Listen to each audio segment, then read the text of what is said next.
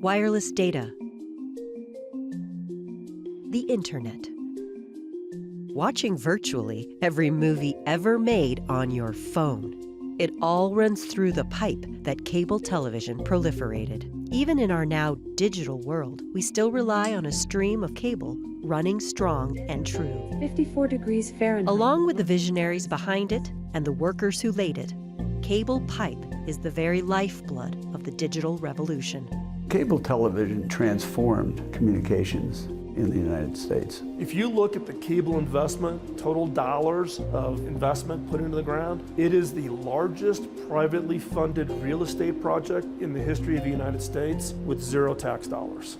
Colorado is really kind of the mecca of the cable television industry because there were so many companies way back when that got their start here. Back then it was entrepreneurs and a cowboy attitude. Free-spirited, open, competitive, willingness to take risk. Not blind risk, they're just not afraid of failing. Bill Daniels was, wow, bigger than life. He's the godfather of the cable industry, no question. Those pioneers attracted others to come to Colorado for the explosive growth to make cable what it is today. Cable has become the heartbeat of the home. Facebook, Amazon, Apple, Netflix, and Google. Without the cable industry and our broadband pipe, they wouldn't be there. Think about your iPhone, your Roku, your connected device. All of those things connect wirelessly to the internet, and over 1 billion of those connect to actually the cable industry's infrastructure. And institutions like the Cable Center help keep us connected, having CableLabs down the street, to large operators with Comcast and Charter. All of these organizations really have made this industry thrive in Colorado. It's really mind-blowing to study the evolution from providing some additional TV channels to what we are now with connectivity. It completely changed the game on how information is sent to people. And the history of this cable and the pioneers who unfurled it, it is not finished yet, not by a long shot. This program was made possible by the History Colorado State Historical Fund, supporting projects throughout the state to preserve, protect, and interpret Colorado's architectural and archaeological treasures. History Colorado State Historical Fund. Create the future, honor the past. with additional funding provided in memory of Deanna E. LaCamera and members like you. With special thanks to the Denver Public Library, History Colorado, the Colorado Office of Film, Television, and Media, and to these organizations.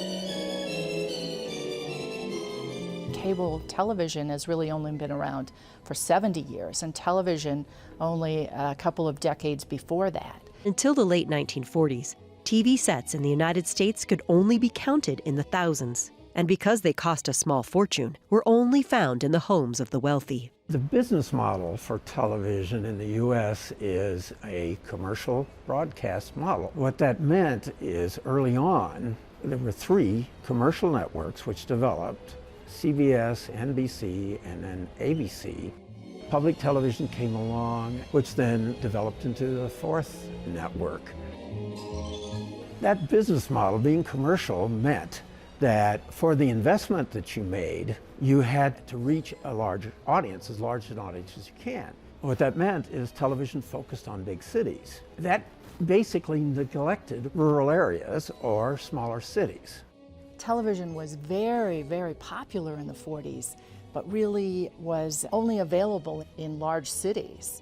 As the sale of black and white TV sets mushroomed, rural appliance salesmen had to figure out how to pick up programming from the big cities.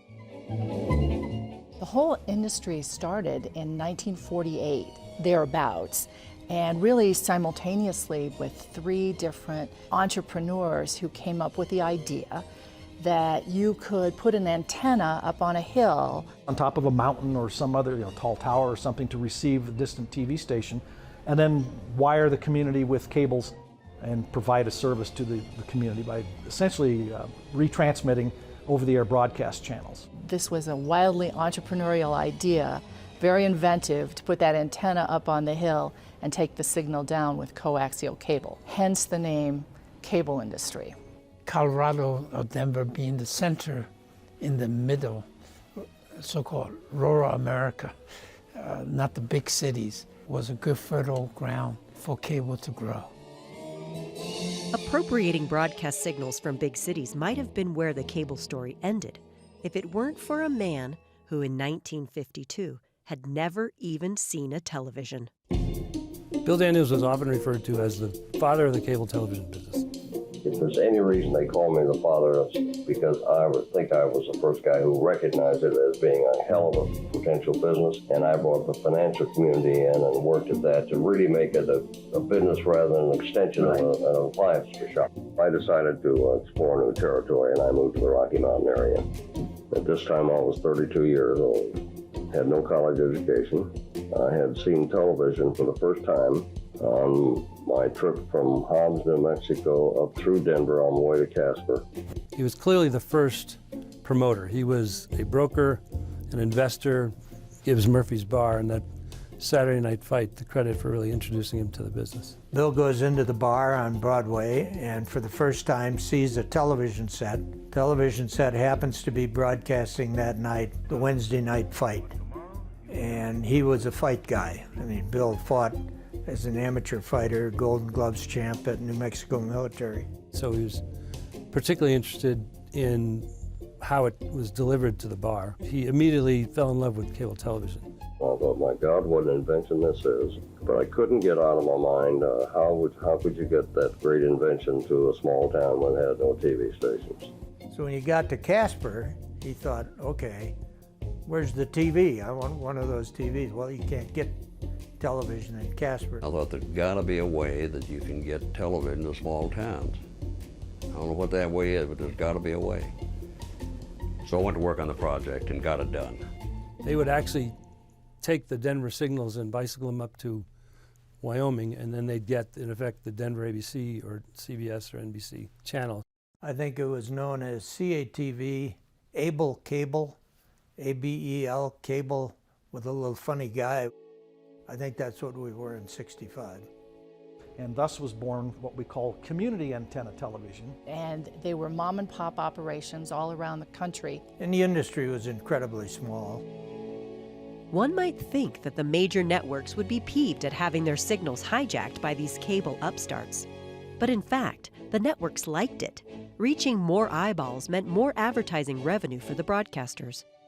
Bill Daniels and his fellow pioneers saw huge potential for laying cable nationwide, one community at a time. The most impressive part of that is that every community got built, it was independently financed, it was independently owned, and if you think about the franchising process, if you or I wanted to go franchise somewhere in the Midwest and we got a franchise, we had to then go build the system. So in the early days, most of the people who were involved were in the construction side of the business. You know, you'd win a franchise and you had to go build it. This particular type of structure, community antenna systems, lasted for many years. When I joined TCI in 1969, we were doing extension of broadcast stations in Montana and Wyoming, mainly, and then some in Colorado as we expanded. The community antenna system structure lasted for probably 15 years or more. We're fortunate that all the pioneers and people that moved the industry were by and large very friendly and good people. Cable is different than other industries. Once you receive a franchise and you build a cable system, you're the only one in the cable industry in that market geography. So cable, by the de facto aloneness, made them cooperative in joint ventures, in public policies, cooperative working people rather than bitter fights in the same market. like in other industries. That created this camaraderie in the cable industry, which is unique in the industry. Oh yes, we were all friends. Once you had the franchise to build, the economics didn't allow overbuilding, and we all shared each other's problems and helped each other out. It was a small knit group of individuals that started this, and as my father said, I don't understand why you're doing this, because nobody's going to watch those damn things.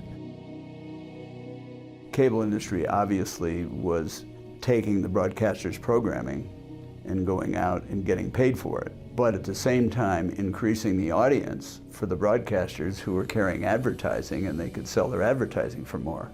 But over a period of time, the broadcasters were concerned about the fact that cable might be a sleeping gorilla. They began to try to limit cable's possibilities. And we charged $7.50 a month for one channel. Every 90 days, we'd send our then customers a poll, and they'd pick what programs they wanted to watch. And the majority ruled. If more people wanted to see I Love Lucy than Sid Caesar, that's what we showed. Hello there, 50 million Americans. Thank you for letting us come into your living room so that That era, that beginning of CATV, was really a seat of your pants operation, and they were out there climbing the poles. In the early days, almost all of it was on utility poles, and cable companies would have to negotiate pole attachment agreements with the owners of the poles, the telephone company, the power company, or in some cases both, and then pay rent to attach the cables to the poles. Early on, television antennas used what we called twin lead, which was just two wires separated by a piece of plastic. That worked pretty well, except the signal died out too easily. So the next development was coaxial cable, which could carry multiple stations. A lot of people look at the coaxial cable that comes out of the wall at their house as being the coax that their grandmother had. That cable, however, is really efficient in transmitting signals, incredibly efficient. Into some of the old timers in the industry, I thank them for making the selection 50 years ago around coaxial cable, because our ability to use science to get as much capacity through that cable is unbounded. It's called coaxial cable because it's a two-conductor transmission line. There's a wire in the middle with a plastic insulating material around the wire, and then there's a tubular shield, which is the second conductor, over the insulation, and then some protective black jacketing. So all the TV signals and cable modem signals and whatnot are inside of that coaxial cable. Coax means that if you look at it from the end like this, you've got the center conductor here, the one in the middle, and then the outer one from the end view is a round circle. So if you think of these two circular conductors, they share a common axis, so coaxial cable. Coax cable is so integrated into everyday life that it has almost become invisible. But it is that cable that makes things visible and audible and purchasable. Who could foresee that a simple cable had such infinite reach, especially when there were only 3 or 4 channels available? When you talked about who in the early days of the cable business was really out there promoting, it was Bill. He would say it just had an unlimited potential, and we used to joke about how many possible channels can there be. After Bill got the cable system launched in Casper, it became pretty evident to him that he needed to find a different place to do that. Casper isn't readily available to LA, Washington, D.C., Chicago, New York. In 1965, Denver is a pretty small town. He would tell me early on, someday people are going to walk around with little phones and they're going to talk. And you think, yeah, right, buddy, for sure. But look what happened. I mean, just think about what the cable industry enabled.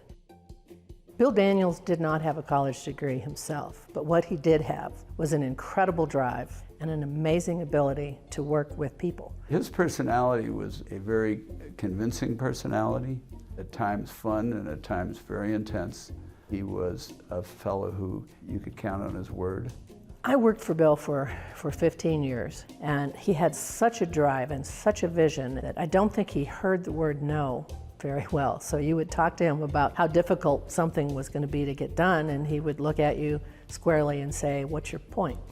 Meaning just get it done, which we did.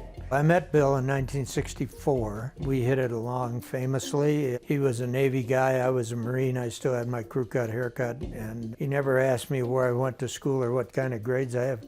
My first impression of Bill was I had never met an individual that was as dynamic, as commanding as Bill Daniels was. I thought, holy cow, I've met a lot of people in my life, but this guy is really something. He and I agree that I will come and join him. I come into Denver. Bill was the first guy in the cable industry in Denver, Colorado, so you might say it's number one son. Among the men who originally innovated the cable industry was certainly Bob Magness. Bob Magness was a fellow who, with his wife Betsy, was very influential in the business. He started a company which eventually became the biggest company in the business. And he did that through grit and a lot of hard work. Bob Magness was a really great, humble guy. He had been in World War II, and that's where a lot of the cable pioneers who started the industry came from. World War II veterans who were looking for new businesses, and a lot of them were engineers, so the whole idea of radio and all of that was stuff that they were familiar with. I've always been very interested in ranching. In fact, sold cattle to buy the first load of cable. We built the system largely in weekends at first, while I had another job, and Betsy, of course, was our first office manager, and our office was our kitchen. And we had something over 600 customers before we had an office. Well, I remember TCI really started when I convinced Bob to move to Bozeman, Montana. And Bob bought the Bozeman property, decided he wanted to expand, and did two things. He put together a microwave company to interconnect systems and went on an acquisition binge. We sort of ma and pa. We weren't the first, but we stuck in there, added a little bit each year. He was a mentor, he was a father figure, he was a leader. He covered all the bases. You didn't work for Bob, you worked with Bob, literally. A story was told about Bob. They were in Bozeman, Montana, and they had an outage, and Bob was out there with the technician. And the technician took a connector and cut it off and threw it out in the field. And the guy came down from the pole. Bob says, "You got $1?" And the guy says, "Yeah." He said, "Well, give it to me." And he handed Bob a silver dollar, and Bob threw it out in the field. And he said, "That's just what you did to me. You just threw $1 away." So he was very close with the buck. And Bob could squeeze the last drop of blood out of you. He was one of the smartest financial guys. He could read a financial statement quicker than anybody. And he was a very, very talented negotiator. Like Bob Magness, Bill Daniels was also a shrewd negotiator, a skill which was constantly tested by an array of businesses lined up against the cable companies. Here's a list of our enemies when we first started the business. This is after about 3 years. ABC, NBC, CBS, the telephone companies, the theater owners, the movie producers, the local TV stations. They really didn't like us unless we extended their signal. They loved us, but if we brought it into their market, they were out to get us. Most city councils thought we were crazy. The power companies didn't like us because they thought we were going to ruin their plants if we got on their poles. The 95% of the Washington lawyers fought us because they represented broadcasters. The lobbyists didn't like us, the congressmen didn't like us, the senators didn't like us. Oh, that's a pretty good list of enemies. We formed the Cable TV Association after about 3 years, and the reason we did it is we said, hey, we got some problems, we better get together. We figured that if all of these people were trying to stop us, we must have something, or they couldn't care less about us. The characteristics of the early industry were survival, legislative threats. Bill often said we had enemies all over. The only one that was our friend was Main Street. I would say that lasted through the mid-70s. Also very much a part of Bill's business was an investment banker putting buyers and sellers together. That ultimately moved into financing cable systems, ultimately moved us into mobile radio, cellular telephone, and other things. Innovation was critical. 1965, Bill Daniels was chairman of the Cable Television Association Convention in Denver, Colorado. A company out of Phoenix, Arizona, Amico, introduced a 12-channel transistorized amplifier, and everybody at the convention is saying, 12 channels? What are we gonna do with 12 channels? My God, unbelievable. But it didn't take very long once the capacity was there for creative minds to start putting things on. The explosive growth that Bill Daniels and the other cable cowboys generated would mean nothing if programming could not catch up with technology. But the idea of creating programs rather than just hijacking them had humble beginnings. In 1969, the FCC required cable systems with more than 3,500 subscribers to offer public access facilities, as well as to distribute local origination content. It began with little innovations such as the Weather Channel. And the Weather Channel was really a barometer and a thermometer and a rotating camera which went back and forth. That was the product. I remember one instance where local origination was a camera on a fishbowl with the goldfish swimming around.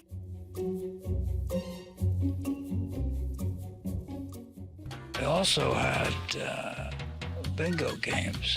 We distributed bingo cards to every single subscriber. We would have a camera focused on the little balls that jump around. That was the most we could do visually. And we had people in the background saying, oh, that's mine. Oh, I got that number. We just made that up as we went along. Almost embarrassing to talk about today. But it satisfied the legal requirement at the time. Admittedly, it was pretty crude. From the late 1940s through about the mid-1970s, that's what cable did. Some cable operators got a bit more advanced with local origination programming and built TV studios and did local newscasts and broadcast local high school games or other sporting events and city council meetings. And that really served as the foundation for a lot of the original programming that the cable industry has provided over the decades. And typically, the cable companies in those days provided maybe upwards of 12 channels. That was it. This 12-channel maximum would not last long. Cable operators became programmers to fill empty hours on television. And then they started originating channels because they could. The early pioneers and entrepreneurs said, this is really great. We can create some channels. There were a lot of fights about this. Many of these wound up in the lap of the FCC in Washington about making rules about what cable could do. In the end, it was the public interest that was being served, and public interest was to provide more television availability. So then this led to multi-channel television. The cable operators were generating some of their own programming, but we needed a lot more. So we at Daniels and Associates in the late 70s, early 80s started programming a couple of movie channels. Our vice president of marketing at that point, Tom Johnson, goes to Hollywood and starts to buy access to be able to show those older movies on a pay channel that we put into all of our cable systems. We had two channels. One was called Showcase 1, one was Showcase 2. So we had guys sitting there, or gals sitting there, okay, it's 8 o'clock, we need to put in Gone with the Wind or whatever we were showing. So that's how we introduced pay television for the first time into our cable systems. We had this lab set up, and literally when they would order a movie on their converter, we would have kids on roller skates pull the movie out and go stick it in so that the movie would come into their home. That's how we were trying to test out until the technology was in place to do it all automated. Would people buy? Would people want this feature? Malone knew they would.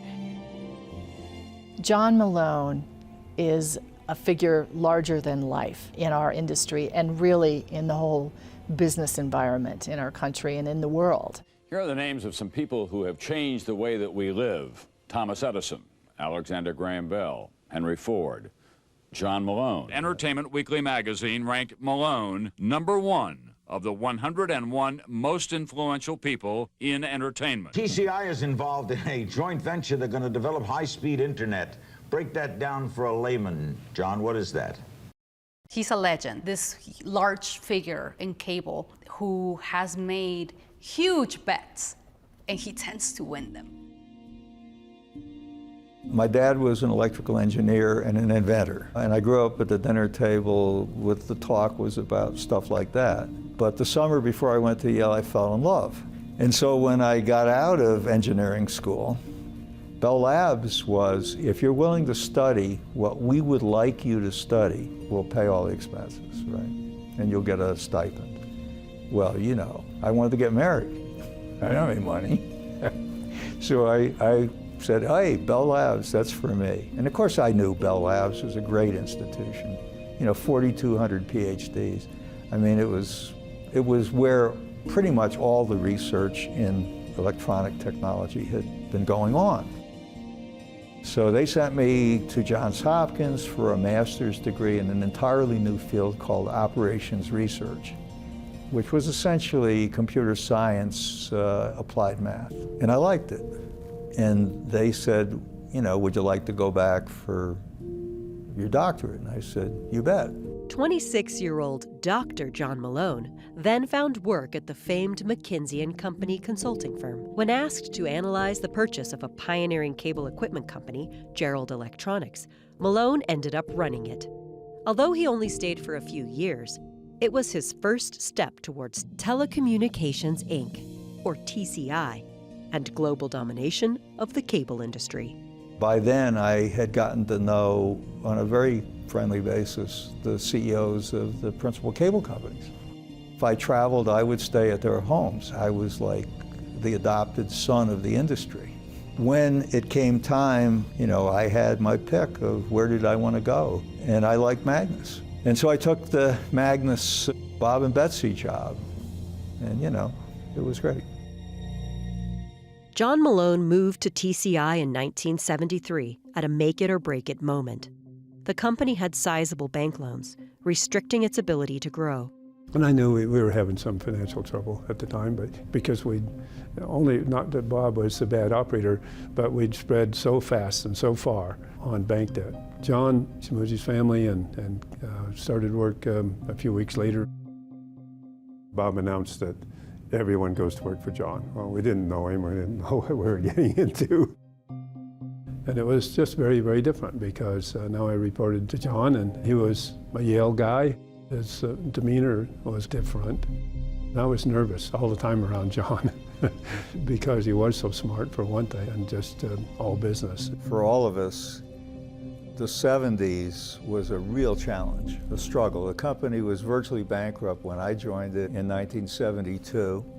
These guys were already working there, Larry on the microwave side and JC on the cable side. And the industry itself had gone through a boom and bust cycle at that point. Owed a lot of money, made a lot of commitments, couldn't honor either. Okay, so it was a real struggle. When he first came on board, we traveled around to a lot of our cable systems. He did what he did very, very, very well. He let me do what I did. He's a super conservative guy. He's easy to know, just an all-around great guy. Bob had picked the right guy. I think it's hard for an entrepreneur, all of his money's tied up in the business, to hand it over to someone and say, okay, you take the reins. I grew to admire John so much. And his ability to solve issues and problems, whether they be financial or technical. And somehow we bootstrapped our way through the 70s and survived. The company started to turn in 1978 when we were able to refinance and get the banks off of our back. And then for a couple of years we were doing creative financial deals, acquisitions using creative financing, i.e. paper, as opposed to cash. Ever the wizard, Malone conjured up a whole new way of evaluating a company's worth, EBITDA, which was essentially a way to evaluate a company's cash-generating capabilities without factoring in certain expenses.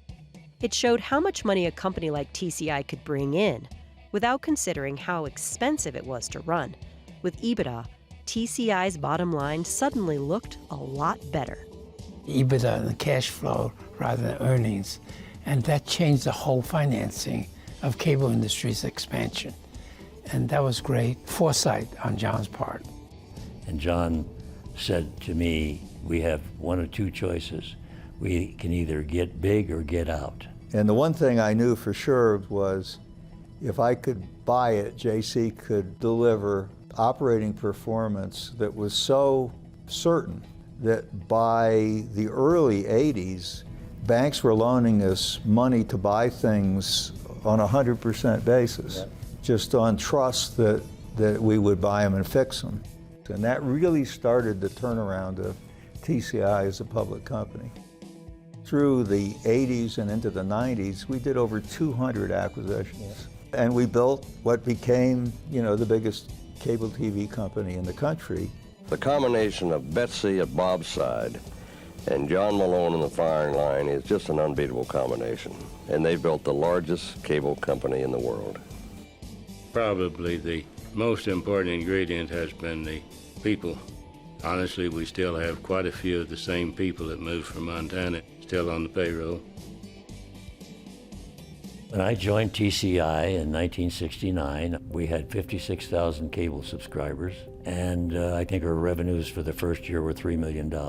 The day I retired, we had 14.5 million cable subscribers. The revenues were about $3.5 billion, I believe. As the industry grew, so did the competition, fueling something referred to as the franchise wars. Cable companies that had been congenial for years were now viciously battling for every market in the country, over-promising services to each city just to get an edge at winning a franchise. It was the Reagan era, and the free market ruled, not the government. One of the challenges that the industry faced that was probably not amongst its finest days was the franchise wars.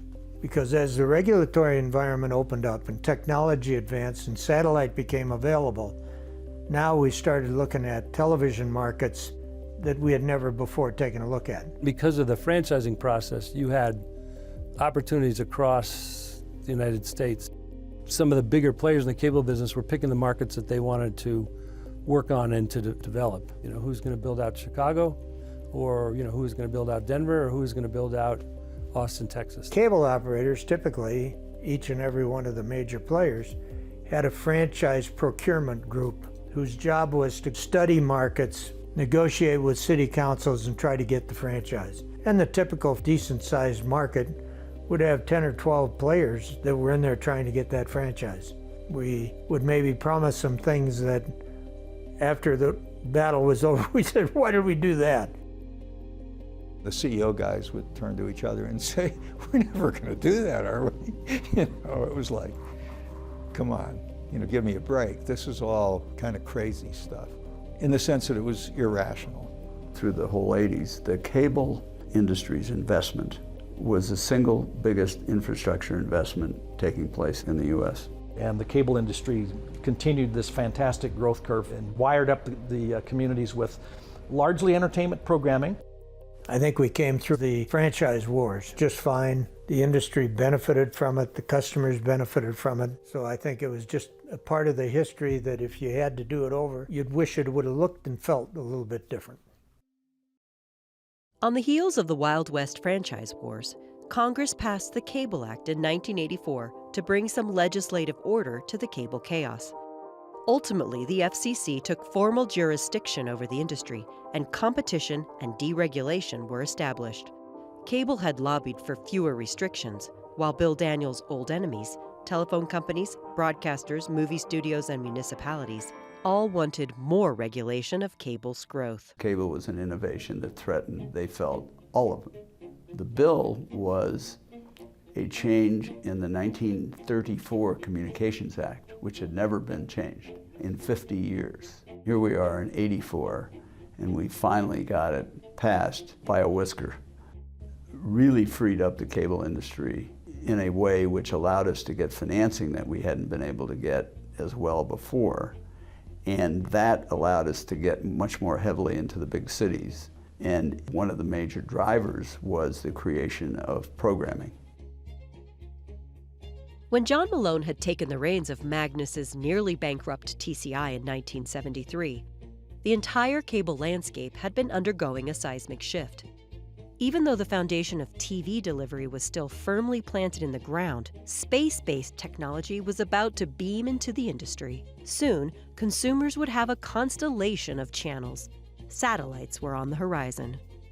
We actually filed the first for the first domestic satellite system. Right. In 1977 or 78, TCI was so poor under our loan agreements that we weren't allowed to deploy satellite receivers. So this big new technological and programming innovation, we were precluded for our loan agreements from spending any money on it. Remember that? Right, I do. And I was so anxious to see how this would work that we literally, as individuals, we went out, we bought a franchise from the company, Minot, North Dakota, and we built a system. And that was the first opportunity that we had to learn what we could do with this, how it could be exploited, what kind of technology it was, and so on. We ultimately sold the system back into the company. We merged that with HBO, and that then became the dominant pay TV service distributed by satellite. The satellite industry dynamically changed the cable industry. Everything changed when they got satellite signals, and the uniqueness of some of the cable programming became clear. In 1972, the Federal Communications Commission decided that the industry could be a two-way communications competitor to the telcos. Effectively required the industry to go into the deployment of two-way equipment and to do a certain amount of programming. The end of the 70s was the deployment of satellite to tie all these cable systems together and create a large enough scale that programmers could start programming specifically for. Technology is developing and coming along and enabling things that previously had not been possible. Denver is a wonderful satellite receiver or uplink site because it's in the middle of the country and you can see a satellite arc that is longer in Denver than you can from either coast. That's a bit geeky, I know, but the significance is Colorado's a good place for satellite reception and uplinking. The first pay TV satellite network was HBO, founded in 1972. Just 3 years later, satellite truly met content in real time. It was a single live HBO broadcast that is credited with giving birth to the entire modern satellite-driven cable industry. It was called The Thriller from Manila, Muhammad Ali and Joe Frazier in Philippines. And that was the beginning of feeling what's possible with satellites. HBO was a struggling entity. I mean, if you go back to what cable was in 1972, cable was distant signals. It had 13 channels. There was really no other real offering. The critical decision to move HBO into satellite became significant in that it opened the door for not only an economic delivery to every head in the country, but became the pace setter that led to other program offerings coming up on the satellite as well. And that changed everything because all of a sudden the satellite was creating scale that you had enough households that were cable subscribers and could be reached. And so programmers started to think about, there's enough customers to serve here and the advertising revenue could be sufficient. There's two components. You have to create a program that's going to be of interest to people. But in our industry, you also had to have access to eyeballs. Cable operators who strung the lines through the streets of cities had eyeballs. So the two had to go together or the business wouldn't be a success. And you started to see services like MTV and Nickelodeon and so on start to proliferate. And on our side, we saw the opportunity to help these people with their ideas, and so we started to invest. And as people would come to us with ideas, if it was Bob Johnson with Black Entertainment Television, or John Hendricks with Discovery, or one by one, we would tend to invest in these things, and typically we'd own 20% of these new businesses, and we'd help them get going. It helped us, gave us something to sell, helped them, gave them scale and distribution, so it all worked great. It was about content. And so when he supported Ted Turner and started investing in content, no cable operator that I knew of was investing in content at the time. But it was his brilliance to know that eventually content was going to be what drove the business. I dedicate the news channel for America, the cable news network. You know, that was a moment of pride for cable, because now we could still share from those broadcast news channels, and we could give you national news. People wanting to watch what they wanted to watch, when they wanted to watch it. He understood that decades before anybody else. Through the 1980s, the number of homes with cable grew exponentially. In what's been referred to as the Zap decade, remote controls and videocassette recorders, combined with multi-channel satellite delivery of programming carried on cable networks, now brought choice into living rooms. With a push of a button, viewers suddenly became their own programmers. The satellites changed the cable industry more than anything that I can think of, frankly. It was a boom for the cable industry. I theorized a package called Sunday Night NFL. People say, you're crazy. We already have 2 NFL packages on Sunday afternoon. It's impossible. But I said, no. Sunday night, besides 60 Minutes, there were not much program for male. And everybody laughed. So that changed the whole history, because it's still probably the highest rated Sunday night program, Sunday Night NFL. Was a co-founder of 6 separate cable channels. One was the Food Network. It's become a big deal and was something that nobody believed in at the time. We were very, very successful. We had Emerald Lagasse, bam, and take it up a notch. The 80s were smoking time for the cable industry and its growth. And there was new research out talking about the truck chasers. And they started labeling customers that liked cable. And literally, it was so popular at the time that if there was an installer in the block, people would chase the truck and say, hey, we want the cable, so hence truck chasers. The success of this multi-channel satellite delivery of programming system was linked to the already installed cable grid. Technicians and laborers had been pulling wire across the country since the late 1940s, slowly building the infrastructure that made their bosses billionaires. It isn't until about 1980 that Bill Daniels really becomes a wealthy guy. And when he was building CableLand, we literally were here having a meeting, and someone came in looking in and thought they were building a hotel. For many years, it was used as sort of a meeting place for the cable industry. So we had parties here. Single apartment for Bill, and then the rest was just sort of a party house.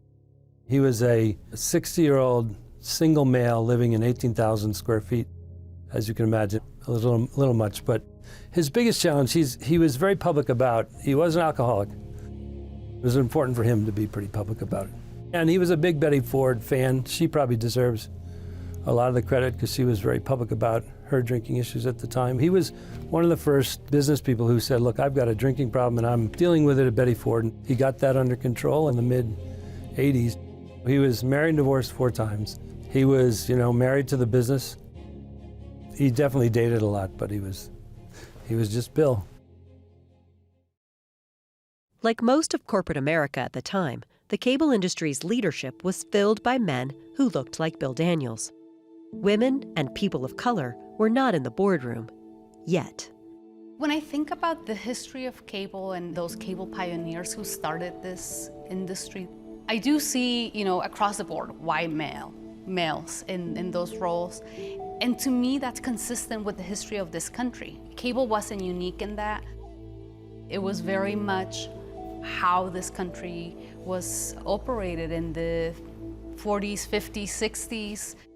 The innovative spirit is still alive. And to me, that's what ties me back to those pioneers from back in the day. The industry supported bringing minorities in and women. That's a true statement, but changing cultures is a long-term process. There's been a lot of hiring and inclusion of minorities at the bottom level, but if you walk through those corporate offices, there's still great opportunity. There's no minorities, very few women on boards, noted few exceptions. The senior management ranks are predominantly white male. It's changing, but slowly. It's mainly men in our engineering group. I would say if I had to count the women in my role, I'd have to go national to really get up to all my fingers. Blacks for Soul in Television, BEST. BEST was the organization that persuaded John Pastore, who was senator, had oversight responsibility over the FCC. Their advocacy persuaded him to name the first black commissioner to the FCC, and that was Ben Hooks. Now that set a domino in motion in that the NCTA and the cable industry were in step with the changing times and actively sought to recruit African American to come on the staff. I was one of 200 applicants. And I got the job. My coming in was a big deal at that time. There were no African Americans here. There were no minorities being elected to city government at that time. And those are seeds that take a long time to germinate.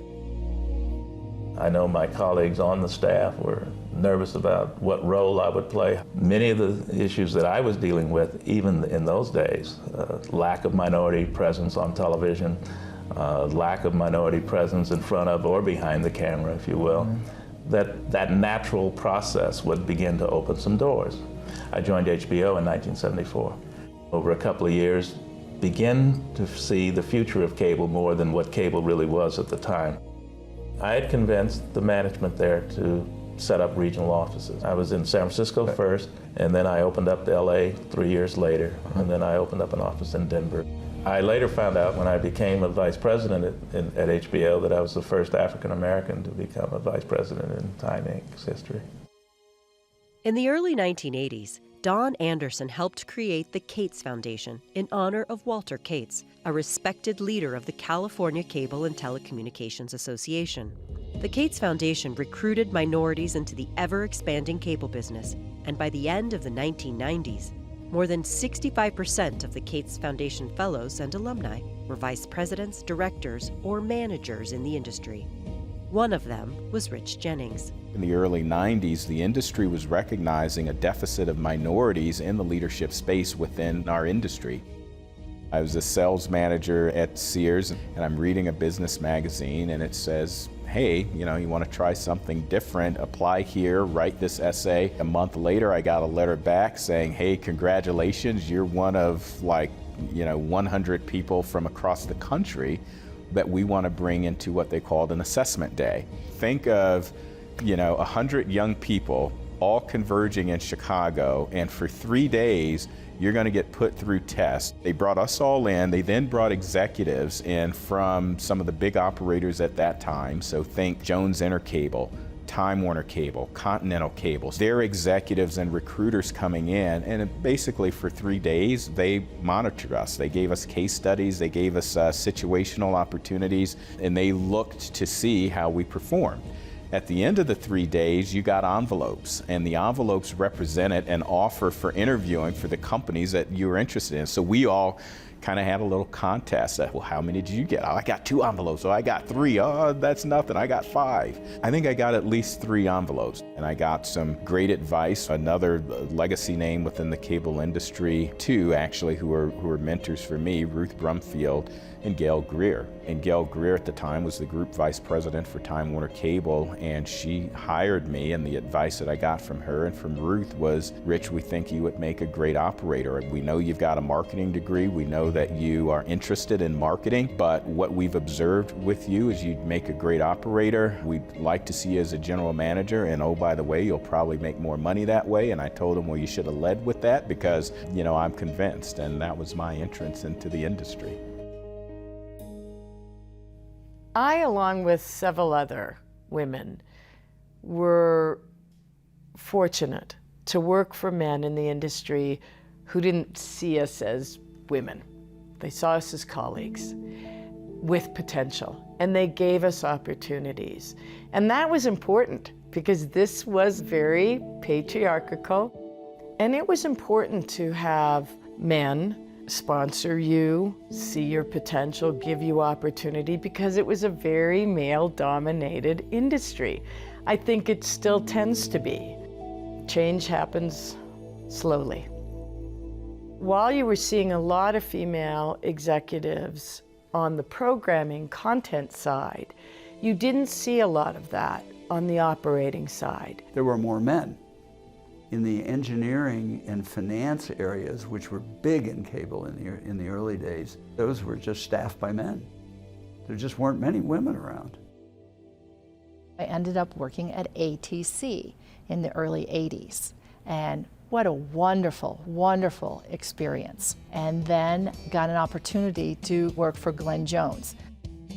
And at the time, Ruth Warren was my boss, and Ruth was probably one of the leading women in operations and a wonderful mentor to me and to many men and women in the industry. There weren't very many women in operations. I can think of June Travis. She's been chairman of the board at Daniels, really outstanding.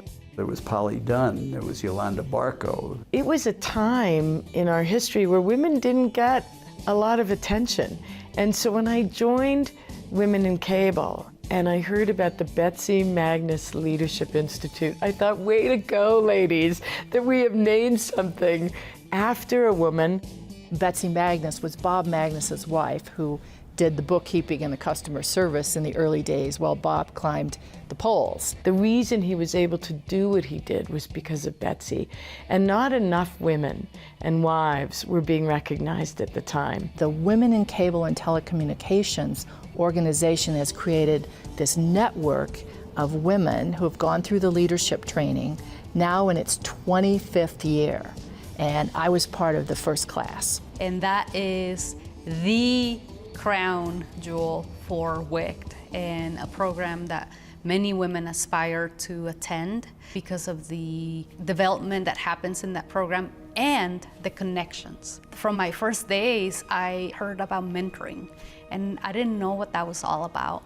And 20 years later, I can tell you that mentorship is a key component of the cable culture. And they encourage you to find a mentor, to be a mentor, and to share knowledge, share experiences, share connections. And that really is what helps with feeling like a part of the family. Every couple of years, there's an industry survey to study compensation, mobility, promotions for women and minorities in the cable industry. And this report is shared across the industry so that each company can then come up with their strategy for closing those gaps. But despite the data, the gaps remain. By 2018, fewer than 1 out of 5 of the cable industry board members were people of color, and only about a quarter were women, well below the overall diversity of the country, and it persists. The root causes for the inequities still linger. We talk about how to fix the top and the bottom of the problem. So the bottom of the problem is still, on our watch, fewer and fewer young girls are interested in the sciences and technology, and so we're trying to work that. And then on the top side is the numbers show that if you have more of a 50-50 blend of women and men on boards of directors, you have better financial results. But it's still kind of an uphill battle. While diversity in the industry has been lacking for decades, diversity of programming has grown exponentially. As early as the late 1980s, cables engineers realized that the fiber optic cable being used by the telephone industry had nearly unlimited capacity. An engineer by the name of Larry Lockwood calculated the theoretical capacity of a single strand of fiber. And it came out to approximately 3.3 million TV channels at one time on one single piece of fiber. So the fiber's got incredible capacity. And that marked the birth of what's now called HFC, or hybrid fiber coax networks. They're still used today. It was pretty clear with optical fiber coming in that the phone companies were going to put us out of business with optical fiber. We're going to overbuild us, and we were going to be obsolete technology. But what really happened was our industry adapted to use optical fiber and deployed it much more aggressively than the phone companies did. Much more efficiently, because we used still the coax and fiber. So it was a hybrid, but we got out there as an industry much faster. When I first came to the cable industry, the one thing I never figured out when I was in the telco world was how much superior the cable plant was, how much faster their product could be. People from outside of the industry who want to be part of the industry kind of snark on us that we're too chummy and too clubby. That's not intentional. That's because the operators never have competed with one another. They chased, franchises city by city, town by town. As a direct result, especially on the engineering side, they split the load of the work and they come together. And because they're not competitors, they say, well, here's what worked with that and here's what didn't work. So they're able to share the load of what needs to be learned and experienced and put into action. I think that's pretty cool. One of the reasons that cable has stayed so relevant is the counterintuitive decision to cooperate amongst cable providers rather than to compete, to share the load of research and development costs as well as their benefits. CableLabs was founded in 1988 through a letter that John Malone sent to all of the CEOs of the cable operators at the time. Each of the cable operators were much smaller and couldn't afford their own R&D spend to create the technologies the industry needed. I was approached by Dick Leghorn, and he said, the industry is too proprietary. We're really going to go forward and be a national or global industry. We need technical standards that are global, we need vendors that are global, and we need scale. And I totally agreed with all of that. We got essentially the whole industry in North America to join. Took a little cajoling from some of them, right? Maybe threats. It's a nonprofit supported by the cable industry. Dick Green, when he came in, was just outstanding. A recruiter approached me and sent me some documents. One of them was a letter written by John Malone, and it was quite compelling. The letter really lays out what the future of the industry is going to look like 5, 10, and 15 years out. It was quite shocking at how accurate John could be as far as predicting what that industry was going to look like and what the transitions the industry was going to be through. Dick came to the conclusion that the Boulder area, suburban Denver, was the most attractive to the young engineering community that we would attract. And they do all kinds of research and development, lab testing, specifications development. We had to develop a single standard, a single specification. We called the specification DOCSIS, Data Over Cable Service Interface Specification, DOCSIS. And it got named in our laboratory. Cable industry hated us because it wasn't a very good marketing choice, but it stuck, and we're very proud of DOCSIS. In layman's terms, just a standardized platform that could be used across the industry to roll out cable modems and the delivery of internet technology through our existing cable lines. We get funded as a percentage of the gross revenue of the major cable operators. There wasn't one company that could have funded all of that. But you have this place like CableLabs where all this shared knowledge and innovation is occurring. Everybody comes together to invent, and then everybody shares that invention. Could you imagine trying to build an industry the way it was built without standardization? It wouldn't have happened. DOCSIS became really the foundation for what is broadband today in the world. Just think of Wi-Fi or Bluetooth. Here's something I found on the web. Those are all technical standards that are used so that lots of different developers can ensure that their devices can connect to a network. And CableLabs allows us to do that globally. This international standardization would allow for a common distribution method into all subscribers' homes. But these same subscribers were revolting over ever-rising bills. Prices for basic cable had gone up 50% in just 8 years. The United States Congress wanted to know why. Once legislators realized how expensive cable bills had become, they rolled back subscription prices. But at the same time, they also rolled back some of the restrictions that had kept cable companies from diversifying and competing. Amidst a mountain of new legislation, cable bills may have gone down, but cable profits were way up. I started in 1993. One of the first tasks that I was assigned was, hey Rich, the federal government just came out with this new regulation. My boss then, Scott Binder, who really was another one of my heroes and mentors in this business, handed me this thing, like that was this thick, and said, would you read this and come back and tell me what does it mean and what should we be doing? So the craziness that occurred in the 90s was the re-regulation of the industry. That's actually what I sold myself on when I sat and I interviewed was, you guys just got some new legislation. You're getting ready to get into a highly competitive environment.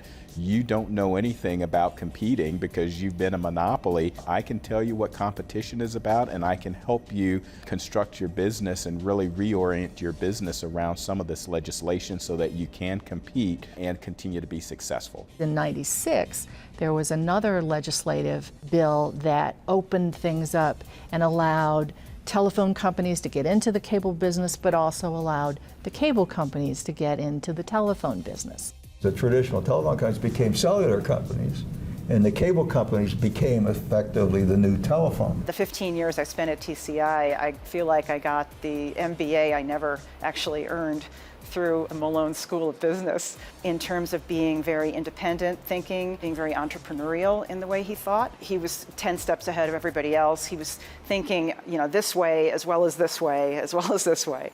He's a god in the cable industry, like off the scale, incredibly smart. I remember being in the boardroom in a meeting where he was talking about digital and that we were going to go from whatever it was, 70 channels to hundreds of channels. And everybody was like, what?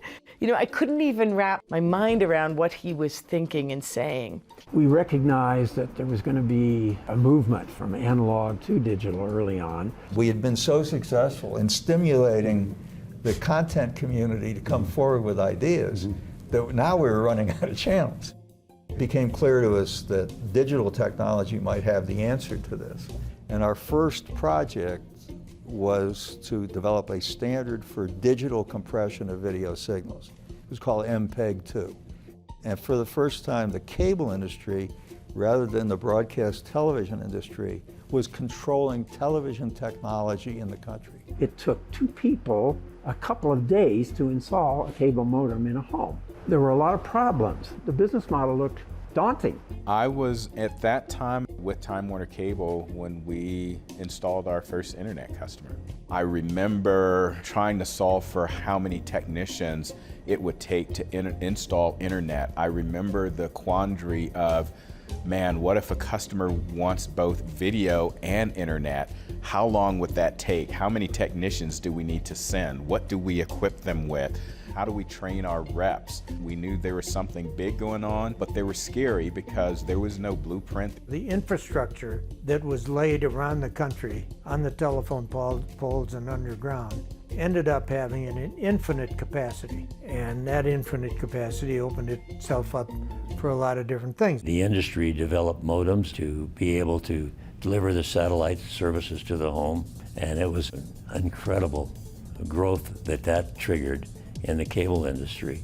And the first implementation of it was in a satellite distribution that we all own. Primestar. Right. And so we launched it as a satellite direct-to-the-consumer service, which unfortunately the government didn't think that was a very good idea for us to compete. That's where Al Gore called me Darth Vader. Yeah, that's right. For the Senate, because he said, John's trying to take over everything with the satellite, right? I know Senator Gore has referred to me in public as Darth Vader, the cause of great humor, I guess, to a lot of my friends and employees.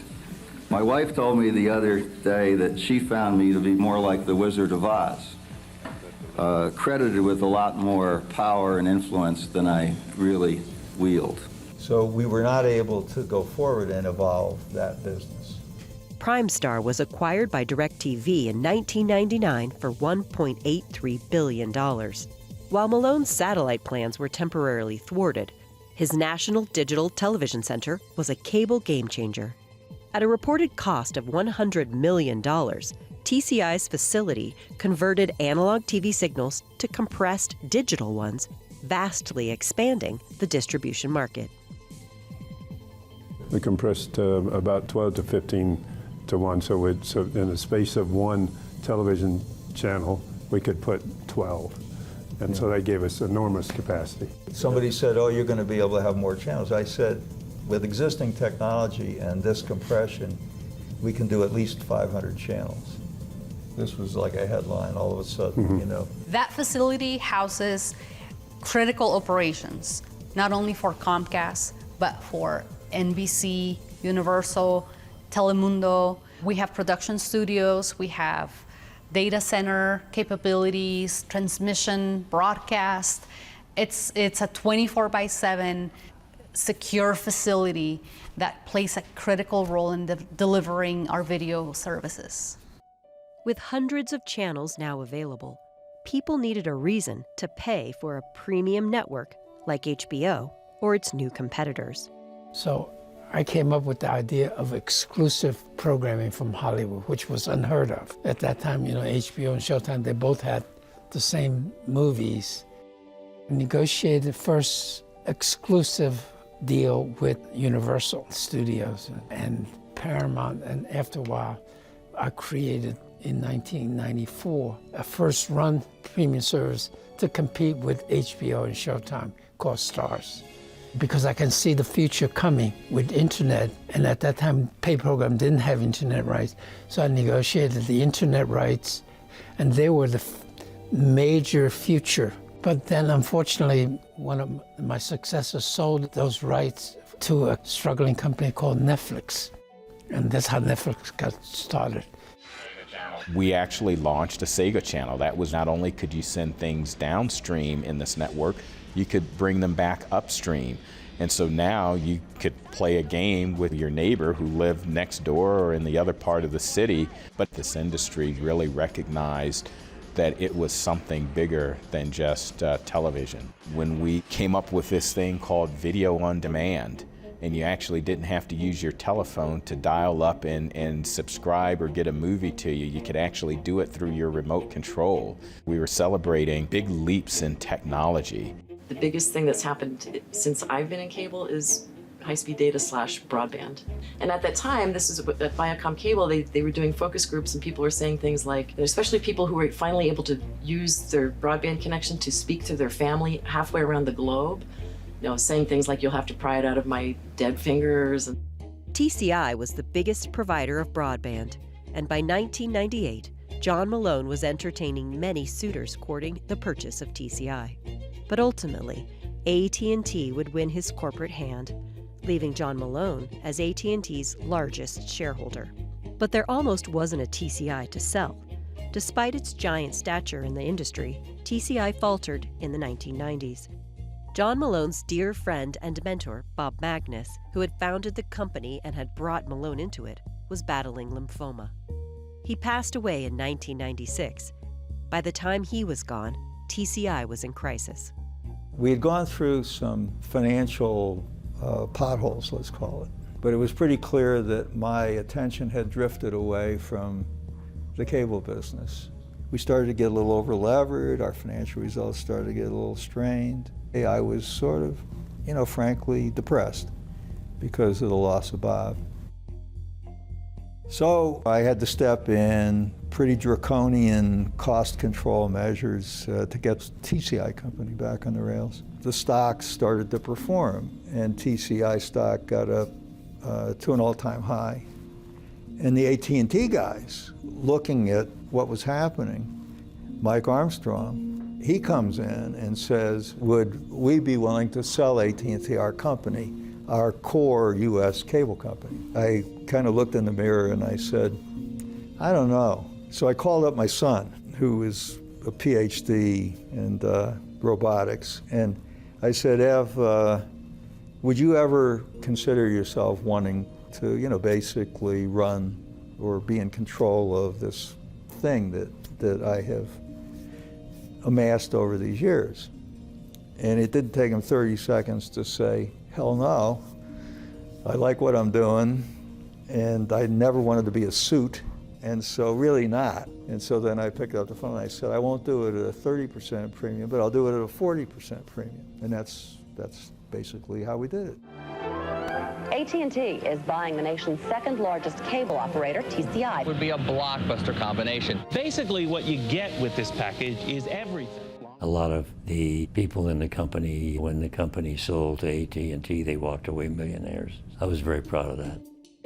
It was an interesting time for all of us, especially the TCI people, because even though we were a large company, we acted small and decisions were made quickly, and there was a lot of trial and error. And this all changed when AT&T Broadband bought us. This 1998 all-stock $48 billion deal meant that TCI's wires would now be wrapped up with AT&T's financial clout, creating the holy grail of communications: telephone, television, and internet, a triple play. The cable business, when it was built, it was just a video delivery system, but it turned out that the way it was built was perfect for data delivery. One of the beautiful things about cable is that in that same network, you have a voice, video, and data revenue stream coming in on the same network. I'd really like to know the date when all cable guys woke up one day and said, it's no longer video, this is a broadband company. And every one of us will have a different date in our mind of when that became clear to us. And it was probably in the 2010 timeframe when we said, our commercials probably should lead with broadband. The other thing I learned as well is never ask the question what somebody's going to use with all that capacity and speed. You're limited by what you don't know. So-called broadband was probably not even a twinkle in Bill Daniels' pioneering eyes when he began stringing coaxial cable to telephone poles. But he and other cable cowboys like John Malone did realize that they would no longer be running just delivery services, that their business would one day be a two-way data stream. And it made them, and a lot of other cable innovators, very rich. A lot of people made a lot of money through this industry, and I think what's unique is, one, you've got an industry that can generate wealth, but two, you've got an industry where it's very local based. Denver area philanthropy in the cable business started even before the era of massive mergers and acquisitions. For one, Bill Daniels was not just a cable pioneer, he was a generous one. He was gracious, just a kind man. Bill was so generous, he would give you the shirt off his back if it was the only shirt, available. When I moved out here, I was a kid. He was nurturing, paternal.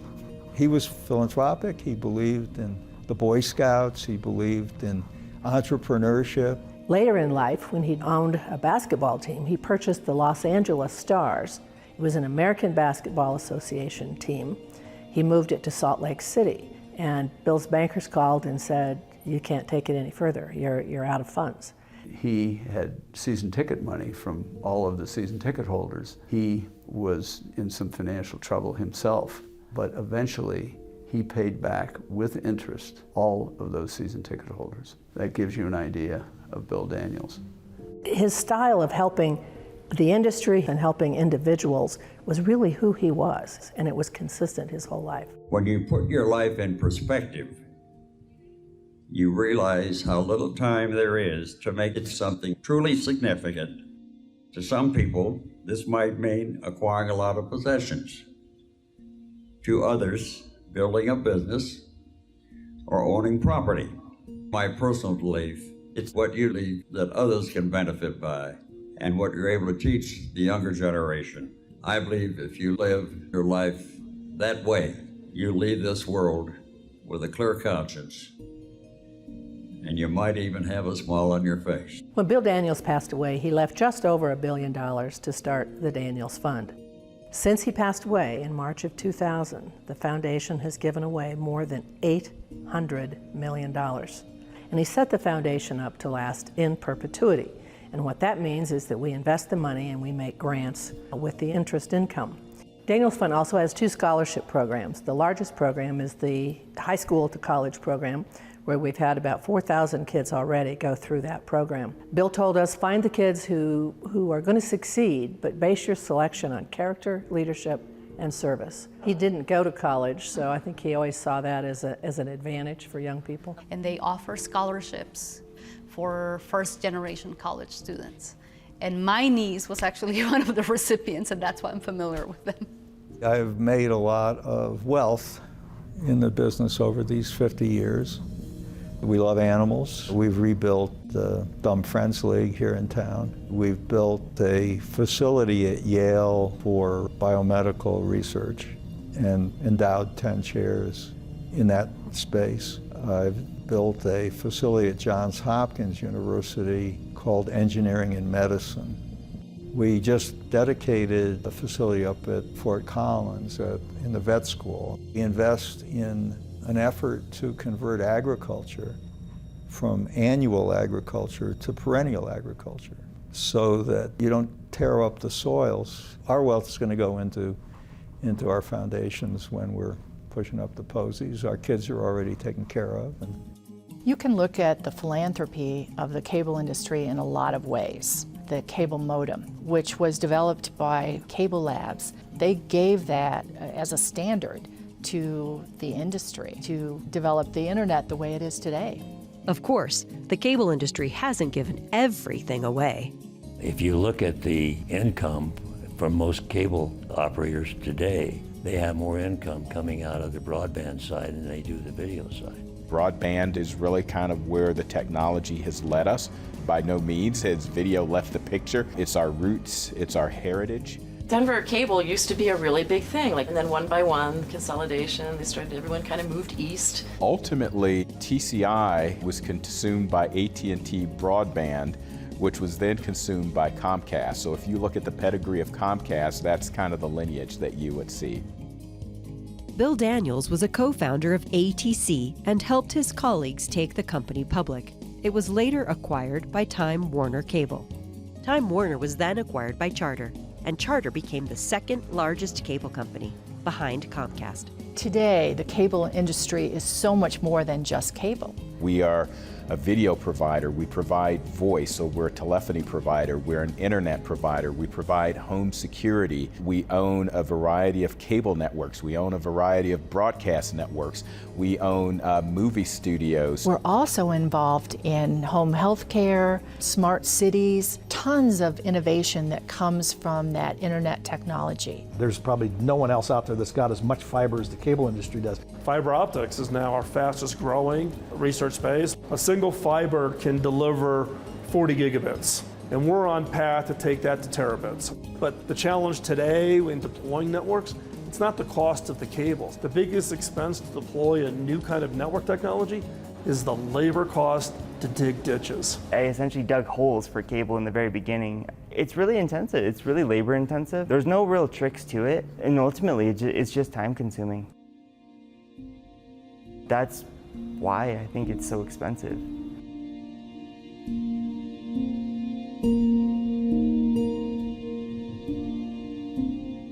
Slowly, I worked my way to being an installer. Nowadays, I'm out there every day driving those big bucket trucks, working on the cable network itself. For decades, cable has mostly been a white, male-dominated industry. Diversity is a relatively recent asset. I faced some prejudice. I really didn't put on a very masculine kind of look. I started transitioning in the very beginning of 2019. I went to my director and I go, I want to transition. He was really compassionate, caring, and then we really kind of worked out what to do. I myself decided to come out, but these were 25 burly, bearded cable guys, and I go, hey, I'm trans. I want my pronouns to be she, her, and this is my name from now on. And that moment, I almost passed out. And you know, I had my whole management behind me, backing me up on this. But yeah, that's how I ended up coming out at Comcast. I'm actually pretty happy to be a part of kind of shaping the roadmap. We do a lot of good things, but there's still plenty of work to be done. We may have started in cable. That's where we were rooted in, just distributing television. But nowadays, we look at everything as an opportunity. As far as where it's going, I don't have a clue. I mean, I have been amazed and shocked at where we are and how we have changed things. I look at the coffee can type amplifiers, which we used in the early days. It's amazing what it is now versus what it was then. I think the industry has a bright future. I feel like we have barely scratched the surface in terms of innovation. The potential in gaming, in enterprise services, virtual reality, augmented reality. I think we have tons to explore and innovate. Internet of Things is really this growth that we're going to see in all these sensors, whether it's a rain sensor in your front yard or your Nest thermostat on your wall and your smoke detector and your baby camera watching, you know, your kids. We're seeing just this absolute explosion of all these devices consumers are putting into the house. The day of having a wireless company and a fixed company is coming to an end. It has to combine. Now, they're two different businesses, but they are destined to be together. Because if you own a wireless business and don't own the wireline, you end up spending a lot of money. There are some in the industry that wonder whether the cable industry shouldn't change its name. Because they say, well, you know, this idea of cable is kind of old. Well, it is. It goes back to the late 1940s. The physical nature of our industry is the cabling. And that could be fiber cable, it could be coaxial cable. In many cases, it's a little bit of both to connect. Even as people think about a mobile network, when you connect, let's say, an iPhone in your home to a Wi-Fi router, that physical cable is what provides the high-speed connectivity. Even if you go wireless, at some point, those signals have to hit a point because wireless only takes you so far. You know, you can't make a pure wireless call from here to New York. At some point, that phone call is going to have to hit a network to transition that data and that conversation to New York. So these networks are important. One analyst once said, the future of wireless is a lot more wires. It's still cable. It's still the beauty of cable. We also are expanding our work in artificial intelligence. It becomes almost like magic. Artificial intelligence is now a constant companion in the form of Alexa and Siri and Google Assistant and other products that take vocal commands. So now, with voice-activated remote controls, is your cable eavesdropping on you? The cable industry, by and large, when it comes to privacy, has been very conservative. We don't listen to our customers. Even if we have voice activation, you have to push the button to talk. We're not listening all the time. Others are taking a different approach technologically. These organizations are getting extremely powerful, and they are exploiting artificial intelligence. I think this is a very, very dangerous space. And yes, it has created extremely profitable businesses, but the question is at what price? Just because we can doesn't mean we should. That's the whole idea of the ethical implications of some of this technology. Not all of it is necessarily a good thing for humankind. So I think as human beings using technology, you know, the whole robotics trend and drones and AI, and learning that what you see is not always what you think you see, and knowing the difference. One thing is certain, though. The innovations will continue, just as it began, rather cleverly, on hilltops. It's pretty amazing to go from the idea of this one coax cable to powering entire cities, industries. The technology progression has been absolutely amazing over that time. That spirit of like ingenuity. That goes hand in hand with the boom of the internet and where we're at as a planet now. If it weren't for cable, we would still be in the communications side somewhat in the dark ages. The industry did a pretty good job of building out a state-of-the-art broadband infrastructure.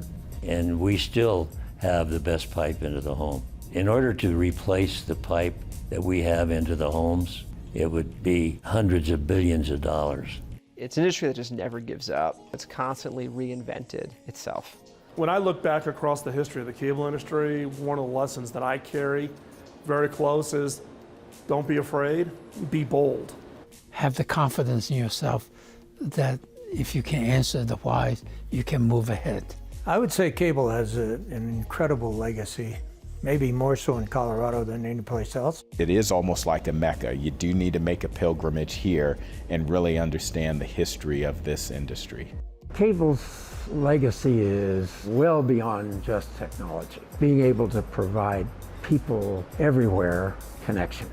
I hope that the legacy is that by giving us these kind of capabilities, bringing the world to us through the internet, that we don't lose sight of what really matters, which is to be good, to be kind, to be in relationship with one another first and foremost, to be loving.